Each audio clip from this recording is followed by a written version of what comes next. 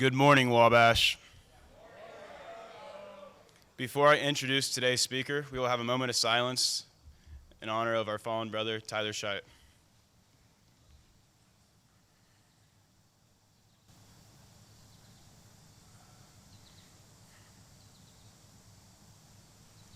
Speaking today at Pioneer Chapel is Director of Safety and Security, Nick Gray, with his talk titled, Trust Me, Lean Into It. Director Gray grew up in West Oak Lane, Philadelphia, and is a 2015 alumnus of Wabash College. He was born in St. Mary, Jamaica, and came to the U.S. when he was 4 years old. He earned his bachelor's degree in English, minored in Spanish, and aspires to continue his education. While a student at Wabash, Nick was a brother at Phi Kappa Psi, a member of the Malcolm X Institute, a tour guide, and an ultimate Frisbee enthusiast. He joined the Tippecanoe County Sheriff's Department almost immediately after graduation and served as police officer there for almost 6 years. While there, he joined the Army National Guard and became a commissioned officer in the Military Intelligence Branch in August of 2020. Director Gray lives on campus, and in his free time, he struggles to find all the time for his hobbies. These include running, scenic motorcycle rides, watching anime, reading, gaming, and hunting for gold coins. Please join me in giving Director Gray a warm welcome.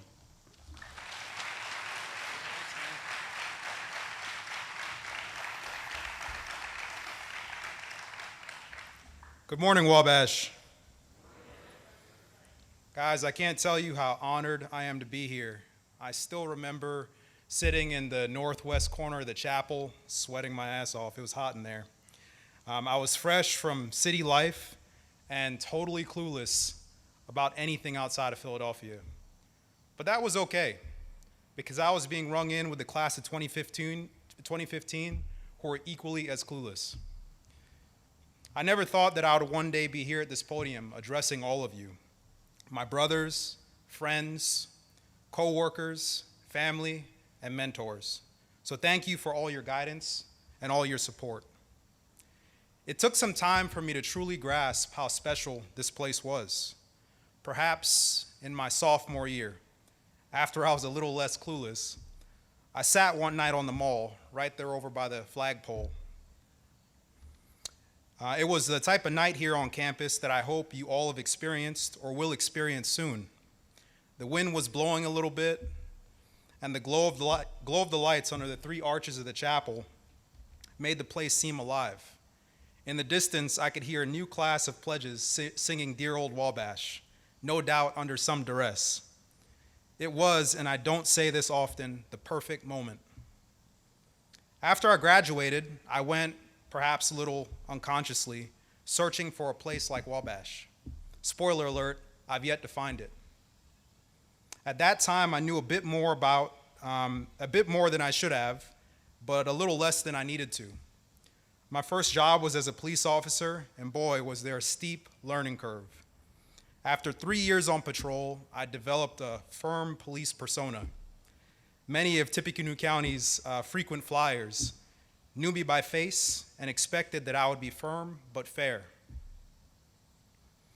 They expected that I would treat them like adults and not like children.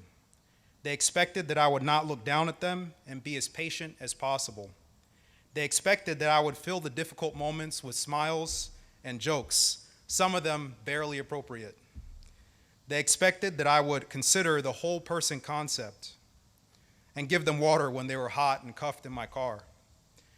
They also expected that I would hold them accountable for their actions, despite the circumstances. They expected I would drop their ass if they endangered human life. They expected that animals, children, the elderly, and the disabled held a special place in my heart. And if I saw abuse of those groups, somebody was going to have a bad day, and it wasn't me.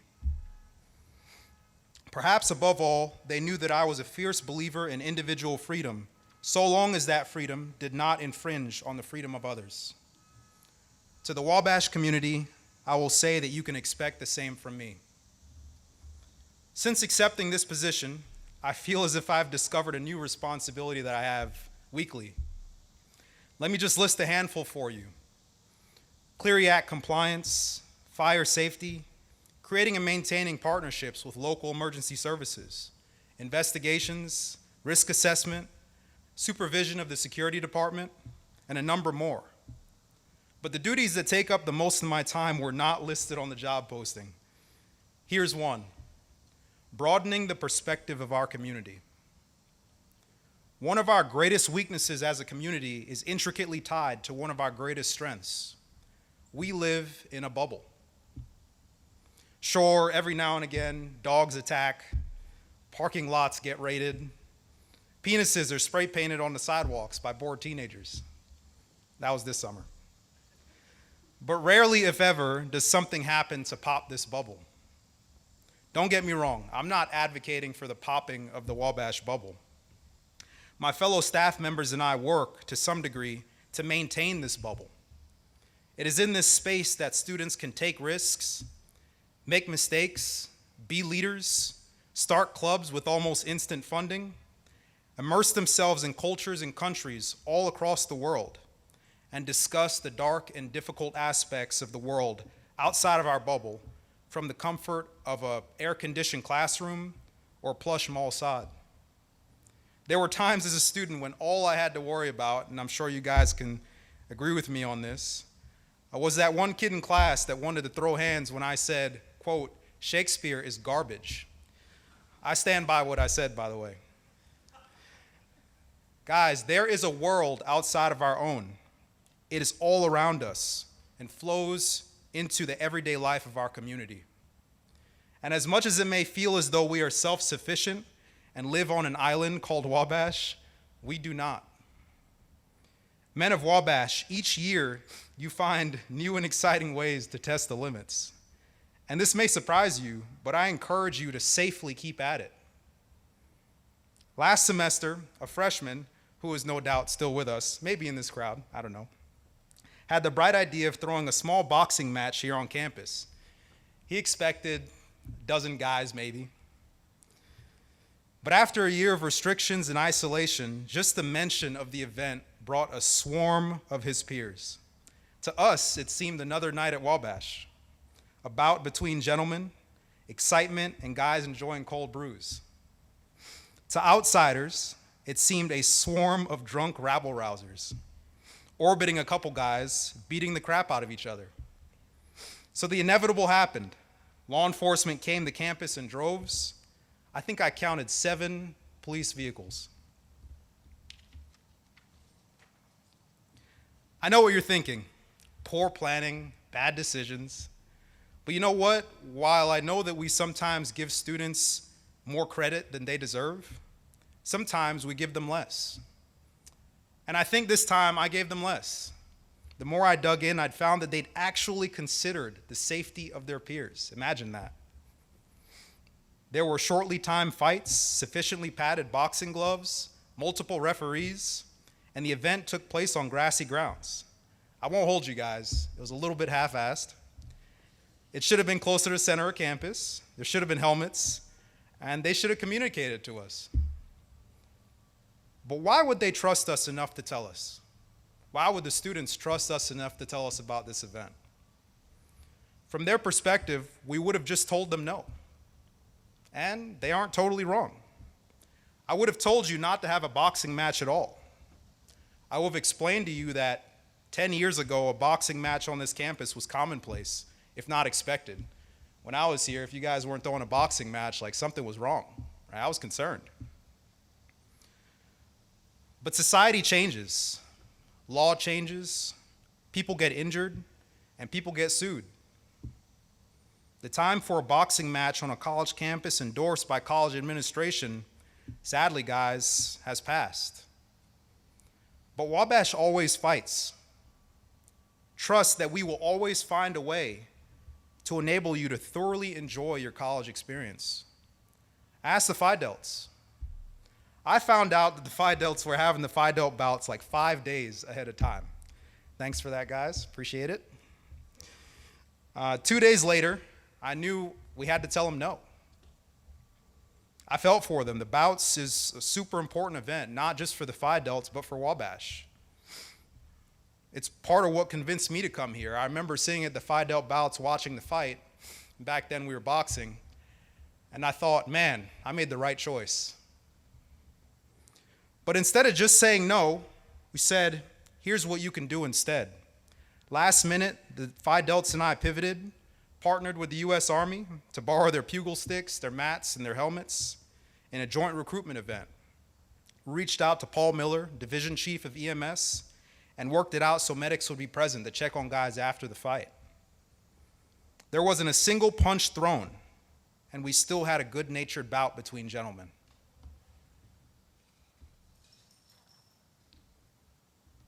Gentlemen, the key word I want you to remember today, if you take nothing away from this talk, is trust. Trust is defined as firm belief in the reliability, truth, ability, or strength of someone or something. Now, I know what some guys out here thinking, Nick Gray, I don't know you like that. And Nick Gray, trust is earned, right?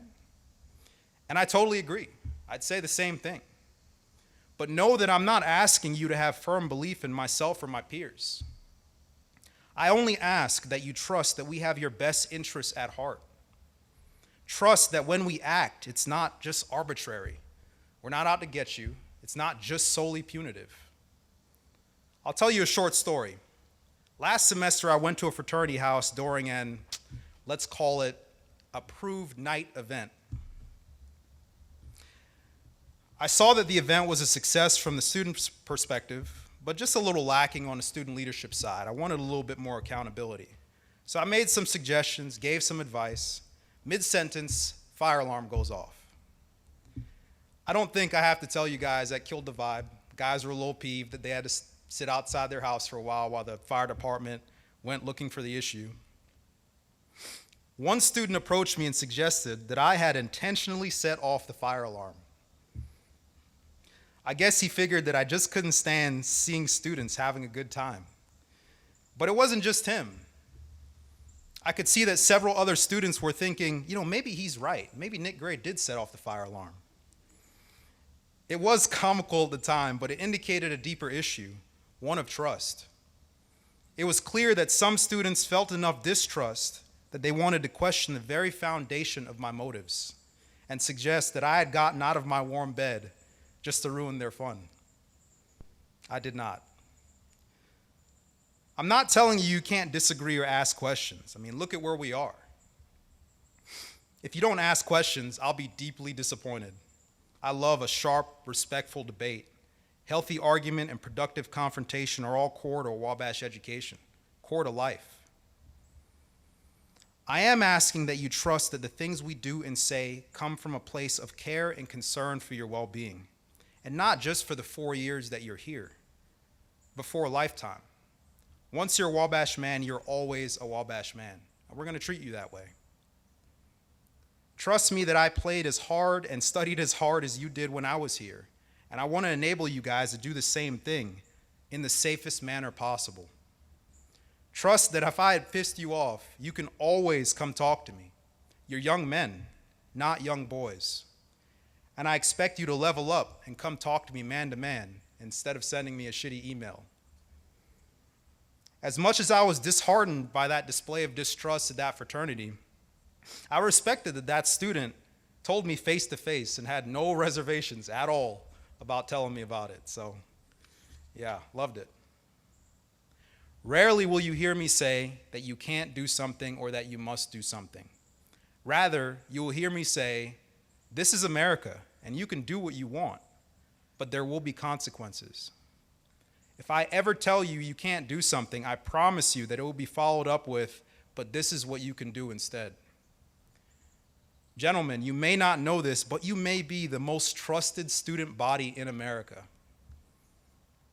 In a few months, ask our recently graduated seniors how much CYA dominates professional life. For those of you who don't know what CYA is, it stands for Cover Your Ass. It is a 3-letter acronym for anyone that doesn't like getting sued, fired, or arrested. It's a mantra that tells you to shift the burden of responsibility from your shoulders to everyone else's, especially at critical moments. Here's an example. I was speaking with student leadership about risk management and some of the tools they could use. You guys might be familiar with some. Bring your own beer policies, third-party vendors. One student got the idea that this was essentially one big game of CYA. No organization wants to be left holding the ball when there's an incident. So they often shift responsibility onto the guests or onto a vendor with some big boy insurance. This student proposed that his organization pay another Wabash student organization to distribute the alcohol. I smiled and said, A+ for effort, but no.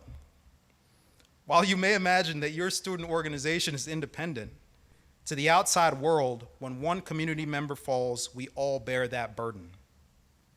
Not always, but more than you know, we set aside CYA for the sake of students. Why do we do this? Why do we have so many smart and sensible people risking litigation on your behalf? It's because the environment that total allegiance to CYA produces is not conducive to an environment that educates young men to think critically, to act responsibly, to lead effectively, and to live humanely. It is in the friction zone between CYA and risk that you are enabled to test your leadership skills, apply intangible theories to real life, and step into adulthood. I wish you all to know that the limits here are different than the limits out there. I believe that part of my charge is to help you see that, to help you understand that you cannot depend on the real world, the world out there, bending for you like we do here. So while you should enjoy your time here and take full advantage of the bubble, know that while being a Wabash man is forever, being a Wabash student is not. There will be times in your life, whether here or out there, that you make bad choices. Several of our community members found themselves rethinking decisions they made last semester. I was one of them. You will be judged for your choices, but there are always consequences. But what is much more important than a bad choice, and trust me when I say this, is how you react after making it. This is what people will remember you for. This will be heavily weighed into decision-making for what consequence to levy against you. They will ask, did they own their mistake? Military and paramilitary groups have a culture that revolves around the pursuit of this ownership. I recall a drill instructor at the Indiana Law Enforcement Academy named Lieutenant Randy Aspenson. The man was a Marine, and he looked like a Marine. Had the crisp mustache and everything. He left the service and worked at Columbus Police Department for almost 20 years before working at ILEA. He still works there, and he still has that mustache. He's like a cross between Ron Swanson from Parks and Rec and like Ronald Lee Ermey from Full Metal Jacket. Go look him up. It's hilarious. We would be on the drill floor doing some obscene amount of push-ups that necessarily just brought everyone crashing down into a pool of their own sweat. Lieutenant Aspenson had a knack for sensing who was actually giving it their all and who was pretending to fail. He'd find the pretenders, get real close, and bellow out, "Lean into it." I remember seeing the confusion on some of the recruits' faces. Mid-push-up, I actually saw some of them leaning one way or another. They thought that would help. They had no clue what it was.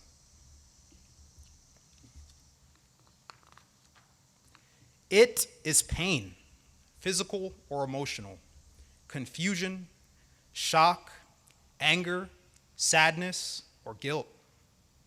The pretenders, recruits who were faking failure, they were running away from the pain of doing just one more push-up. Some recruits were afraid of public failure, so their strategy was to do push-ups at such a snail's pace that they would be the last one standing. But this was folly.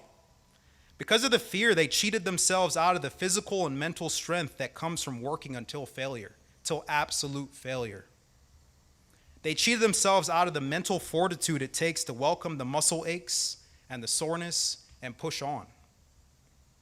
To the athletes that are here, you've all seen this before. Teammates cheating themselves out of training for fear of leaning into it.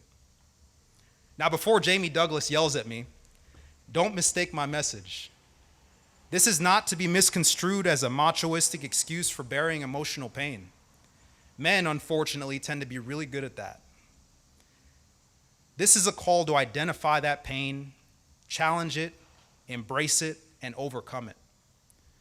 So when you make mistakes, big or small, and you will, trust me, lean into it. If you find yourself at the end of a mistake, push down that fight or flight response that I see in so many students who are sitting in my office or the dean's office. Don't run away from the pain, the embarrassment, or fear of consequences. Don't make excuses, justifications, or lie. Own it, embrace it. This way, you will come to a better understanding of your mistake that will inform your future decisions. And just as importantly, you will have earned the respect of your brothers, your friends, your coworkers, your family, and your mentors. Thank you. And this semester, lean into it.